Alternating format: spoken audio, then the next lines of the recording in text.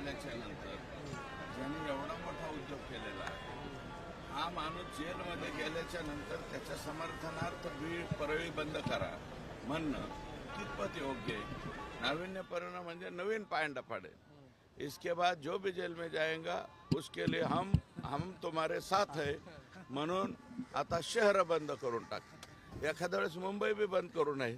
काय सांगा? या दुर्घटनेनंतर आकाचे लोक जर आले तर परळी म्हणजे बीड मुंबई सुद्धा बंद करू शकतात. या दुर्घटनेनंतर म्हणजे वाल्मिक कराडांना नेलं तेव्हा रोहित कुठे असं त्यांनी एक आवाज दिला. तर नेमकं हा रोहित कोण आता याचा शोध घेतला जातोय? कर्मचारी त्याचा मला वाटतं हाताखालचा माणूस आहे, रोहित कांबळे म्हणून असेल.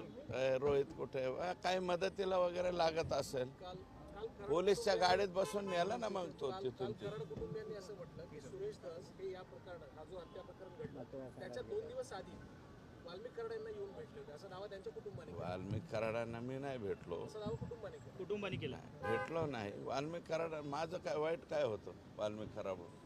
वाल्मिक कराडाबरोबर माझे चांगले संबंध होते ना. पण वाल्मिक कराड ह्या पद्धतीने माणसं मारायला लागलो त्याचं समर्थन करायचं का? दोस्त आहे किंवा मैत्री आहे म्हणून जर असं वागवून दिल्याच्या नंतरही असं वागल्यावर मग त्यांच्याबरोबर राहायचं का? तुम्हाला पटत असलं तर राहतो बाबा. जसे पण दोन मंत्री झाले बीडमध्ये, धसना मंत्रीपद मिळालं नाही म्हणून त्यांची धडपड सुरू आहे असा आरोप केलाय वाल्मिक कराड यांच्या पत्नीनं.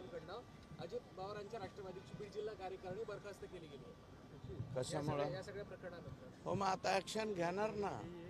माननीय अजितदादा ते राष्ट्रीय अध्यक्ष आहेत, प्रदेशाध्यक्ष आहेत तटकरे साहेब, ते जाहीर करतील ना. कारण याच्यातले जेवढे मला वाटतं विष्णू चाटे आतमध्ये गेलेले जे आहेत बरखास्त करावं लागेल, नाही ते इज्जतीचा पंचनामा होईल ना. ते तालुक्याचे अध्यक्ष होते राष्ट्रवादीचे.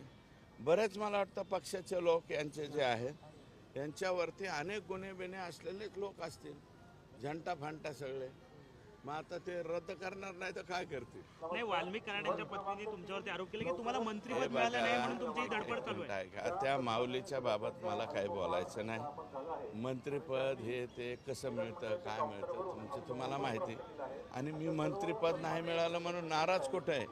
मी दुसऱ्या दिवसापासून संसदीय कामकाजाला लागलोय आणि तुम्हाला मी नम्रपणे सांगतो की पुढची 5 वर्ष मी विधानमंडळाचंच काम करेन आणि तेही सर्वात उजवं कसं होईल या दृष्टीनं प्रयत्न.